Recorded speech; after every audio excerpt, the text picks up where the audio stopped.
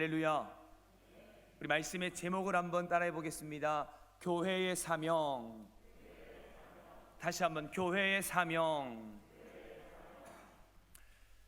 한국에 여행을 온 관광객이 서울의 야경을 보다가 깜짝 놀랐다고 합니다. 여러분도 혹시 서울의 야경을 보신 적 있으십니까? 여러분은 무엇 때문에 놀라셨습니까? 저는 어렸을 때 너무 불이 많아서 놀랐던 적이 있어요. 와, 진짜 아파트도 많고, 저는 사실 촌놈이거든요. 막 불들이 막 밤늦게까지 켜있고, 또 사람이 왜 그렇게 많은지, 저는 사실 그것 때문에 어렸을 때 놀랬던 적이 있거든요. 야, 서울 진짜 사람 많구나. 건물도 진짜 높고, 밤 되니까 막 건물마다 다 불이 들어와 있는 거 보면서 신기하고. 그런데 외국인들이 한국을 찾아서 서울의 야경을 보면서는 도대체 무엇을 보고 놀랬나라는 거죠. 여러분, 제가 이 내용을 어느 잡지에서 우연히 보게 되었거든요. 그들이 무엇을 보고 놀랬냐? 저하고는 전혀 다르게 빨갛게 불이 들어와 있는 한국의 십자가를 보면서 이들이 놀랬다라고 합니다. 얼마나 십자가가 많은지 그 많은 십자가의 불을 보면서 놀랬다는 거죠. 제가 그 기사를 이렇게 쭉 읽으면서 저 스스로에게도 한번 그런 질문을 해봅니다. 그리고 그 질문과 함께 이런 고민이 진짜 생긴 거죠. 그렇죠, 주님, 십자가가 저리도 많은데, 여러분, 십자가가 많다는 건 무슨 말이에요? 교회가 많다는 것은. 교회가 많다는 것은 무슨 말이에요? 그 교회마다, 오늘도 지금 그렇잖아요. 이 주일에 교회들마다 하나님의 복음이 흘러가고 있고, 하나님의 복음이 선포되어지고 있고, 또 그 복음 앞에 회개하며 은혜 받고 있는 성도들이 많다라는 것 아니겠습니까? 그런데 안타깝게도 여전히 아직도 한국 교회는 세상에 영향력을 주는 교회로서의 이미지보다 그러지 못한 이미지가 훨씬 더 많은 게 왜 그럴까?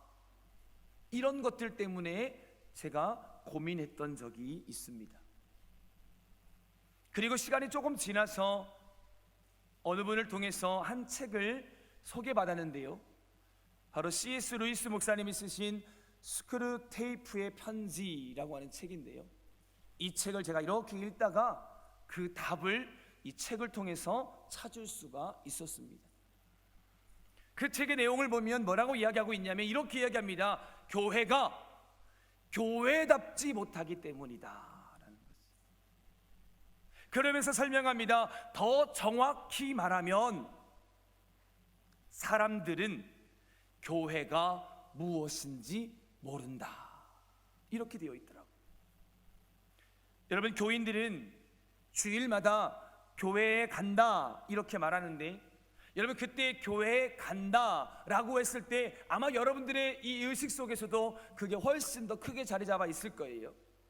눈에 보이는 건물, 분명히 배워서 알아서 들어서 알고 있는 사실은 건물이 교회가 아니다 라는 것을 알고 있는데, 막상 우리의 신앙생활은 어떻습니까? 건물이 교회인 것처럼 그렇게 교회를 다니고 있더라라는 거죠. 여러분, 그래서 그 책을 계속 읽어가다 보면 그 책에서 말하고 있는, 그래서 교회의 가장 큰 비극이 무엇인지 아냐? 교회가 성장하지 못하는 것이 비극이 아니다. 더 이상 교회가 부흥하지 않는 것, 그러니까 교회의 성장이 중단된 것이 문제가 아니다. 더 큰 심각한 문제는 시간이 지나면 지날수록 사람들의 의식 속에 교회가 무엇인지를 잃어버리고 있는 것이 가장 문제요 심각성이라고 이야기하고 있는 거죠. 여러분, 사실 제가 부임하고 이렇게 사도행전의 말씀을 처음으로 끄집어 들어서 여러분과 함께 묵상하면서 말씀의 은혜를 받으려고 하는 이유도 바로 이것 때문입니다. 도대체 기독교가 무엇인지, 교회가 무엇인지 혼란스러운 지금 이 시대에 교회의 시작, 그러니까 그 기원에 대한 말씀이 무엇이고 어디로부터 왔는지를 명확하게 알아야 하나님 기뻐하시는 교회, 세상을 주도해 나갈 뿐만 아니라 영향력 있는 무너진 교회의 위신을 다시 회복할 수 있다라는 거죠. 그래서 이 말씀들을 함께 나눠보면서 교회의 시작을 좀 찾고, 그 교회가 교회다워지는 교회가 되기 위해서는 우리가 어떻게 해야 되며, 그것들을 통하여 우리 교회가 감당해야 될 복음적 사명이 무엇인가를 다시 한번 새롭게 정립할 수 있는 오늘 이 시간이 될 수 있기를 주님의 이름으로 축원합니다. 할렐루야. 그 첫 번째입니다. 교회가 도대체 무엇이냐? 한번 저를 따라해 보시겠습니까? 교회는 하나님으로부터 시작된 하나님의 공동체입니다. 여러분, 오늘 우리가 읽은 본문은요, 교회가 어떻게 시작되었는지를 아주 구체적으로 알려주고 있습니다. 여러분, 일반적으로 교회는 어떻게 시작됩니까? 교회가 어떻게 시작되었습니까?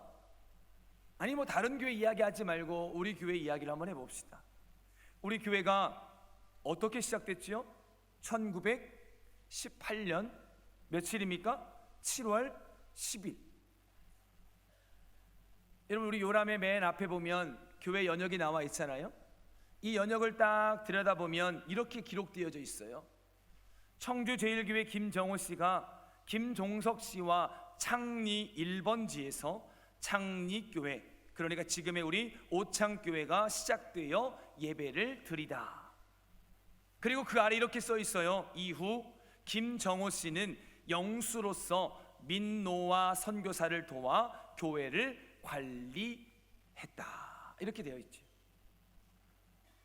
우리가 잘 알고 있듯이 교회는 그렇게 창리 1번지에서 시작되었어요. 제가 말씀을 준비하면서 창리 1번지가 갑자기 궁금해졌어요. 창리 1번지가 어디지? 한번 찾아봐야 되겠다, 이런 생각을 갑자기 했는데, 어쨌든 이렇게 김정호 씨라고 하는 한 사람의 헌신과 또 함께 마음을 모았던 김종석 씨의 마음이 모아져서 창리 1번지 그곳에서 처음 예배를 드린 것을 우리 교회의 시작이라고 우리는 그렇게 말하고 있잖아요. 여러분, 이것이 일반적인 교회의 시작은 그렇습니다. 그러니까 교회라고 하는 것은요, 이처럼 누군가의 헌신을 통해서 시작되어집니다. 제가 첫 번째 사역했던 교회도요, 원로 장로님의 가정에서 두 가정이 모여서 시작했던 그 교회, 제가 2009년 3월 15일 첫 예배를 드리러 갔었거든요. 그리고 제가 두 번째 사역했던 교회는요, 1903년 5월 10일 한성칠이라고 하는 돌아가신 원로 장로님의 그 집에서부터 초가집 하나를 내어놓으셨어요. 그래서 부에리 선교사님을 처음 만나서 그곳에서 그렇게 교회가 시작된 그런 교회. 그러니까 제가 지나온 교회들도 이렇게 보면 누군가 한 사람의 헌신, 누군가 한 사람의 희생을 통해서 교회가 시작되는 것을 보게 됩니다. 여러분, 그러다 보니까 마치 교회는 어떤 장소여야 되고, 마치 교회는 사람들이 모여 있어야 된다라는 생각을 우리도 자연스럽게 하는 거죠. 우리 교회 시작이 1918년 7월 10일 그렇게 시작되어진 것처럼 그렇게 생각한다라는 거죠. 여러분, 그런데요, 오늘 우리가 보고 있는 이 사도행전의 말씀이 이제 2장부터 교회가 어떻게 세워졌는가라는 것을 우리에게 소개해주고 있는데, 초대교회가 세워진 교회의 역사를 보면 사람도 물론 있었어요. 공간도 물론 있었어요. 그런데 성경은 사람이 아니라, 공간이 아니라 그것보다 먼저 이렇게 시작되었다, 그리고 교회는 이렇게 시작되는 것이다 라는 것을 우리에게 가르쳐주고 있다는 거죠. 그게 뭐예요? 자, 오늘 본문 2절과 3절 말씀인데요, 2절과 3절 말씀에 보면 이런 단어가 있어요. 호련히 바람 같은 소리가 있어 불의 혀처럼 갈라지는 것들이 의해서 시작 시작되었다라는 거죠.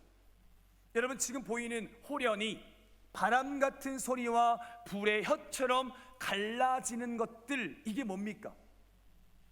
이게 뭐예요? 우리 지난주 말씀을 통해서 보았듯이 오로지 기도하기를 힘썼던 그들이 마음을 같이하여 마음을 함께함으로 그렇게 기도할 때 임했던 성령의 모습을 단어로 풀어놓은 거 아닙니까? 그러니까 성령이 임했을 때 나타나는 거죠. 마치 시내산에 모세가 하나님이 나타나셨을 때에 큰 소리와 불 가운데 임하셨다라고 하는 기록과 동일한 말씀이죠. 무슨 말입니까? 120명의 사람들이 지금 모여있는 그곳에 성령이 임하여 그분이 말하게 하심으로 말미암아 어떻게 하나님의 공동체가 시작되었다라는 거예요.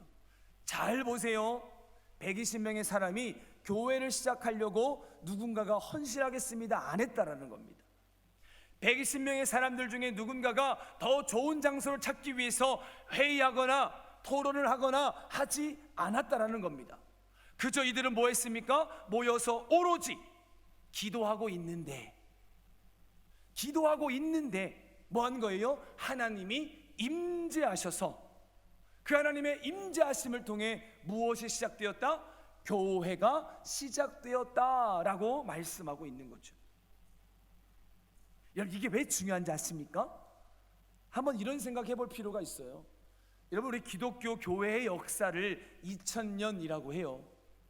보십시오.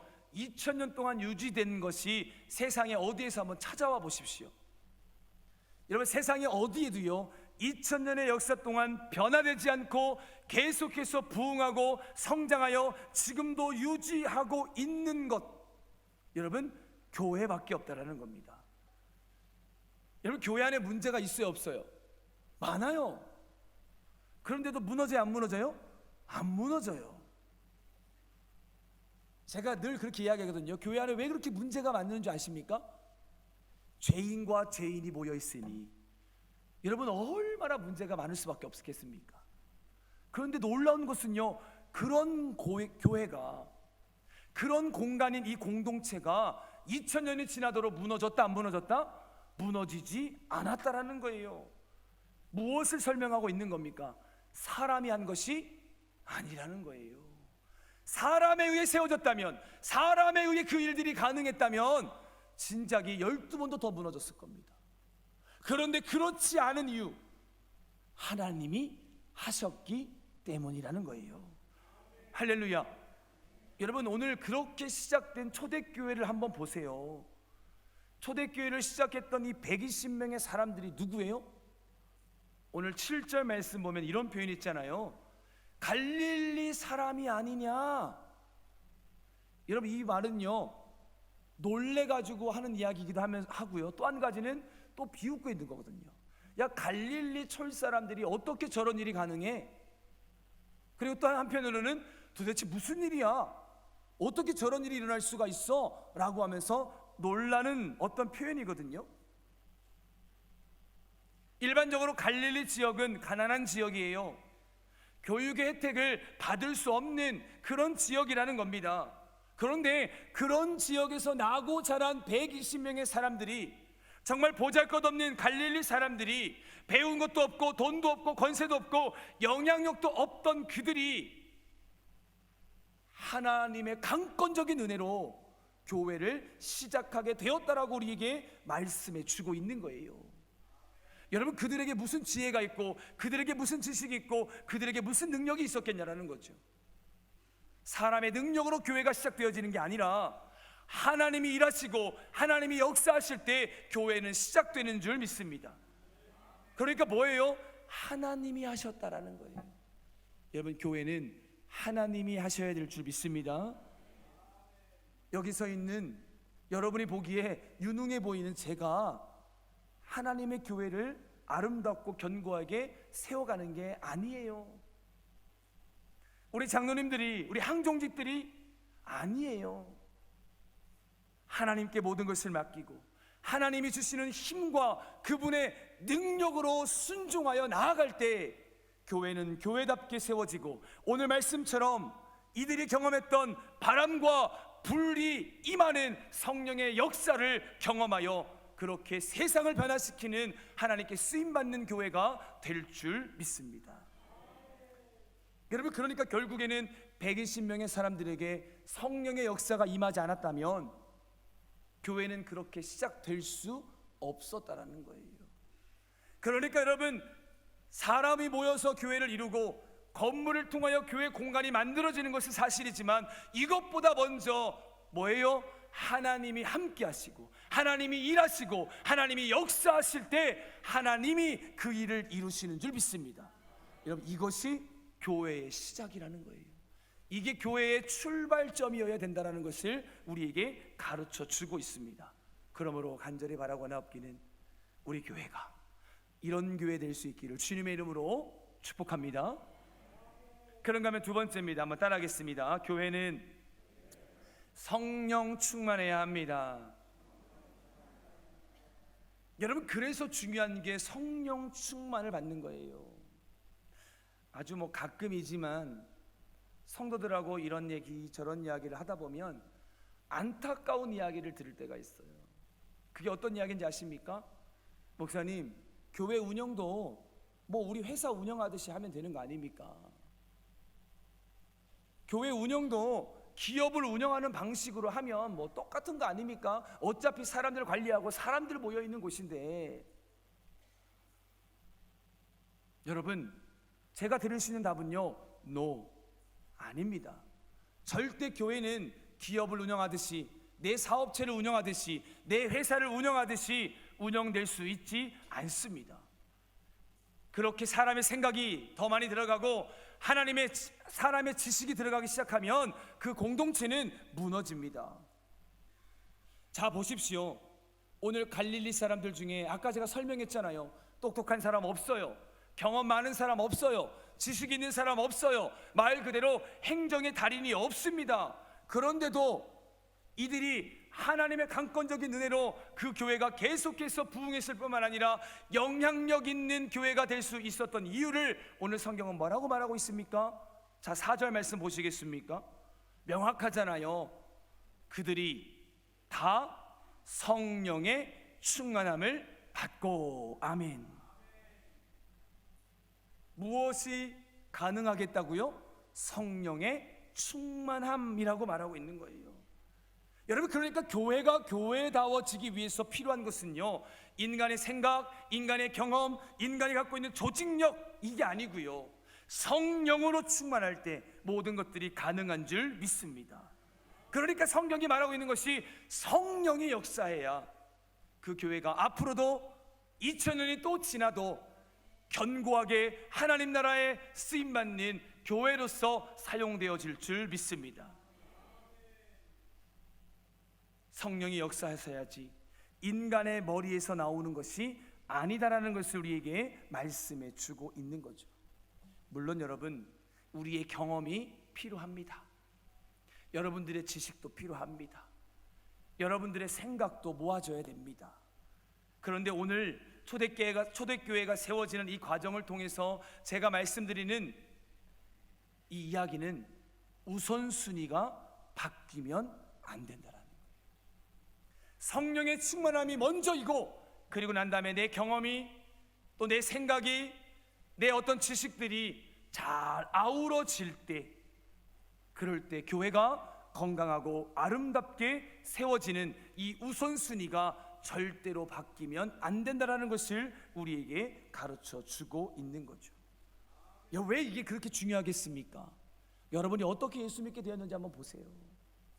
여러분, 그 성령이 역사하셔서 내가 죄인임을 고백하여 울고 지금 이렇게 신앙생활하고 있는 거 아닙니까?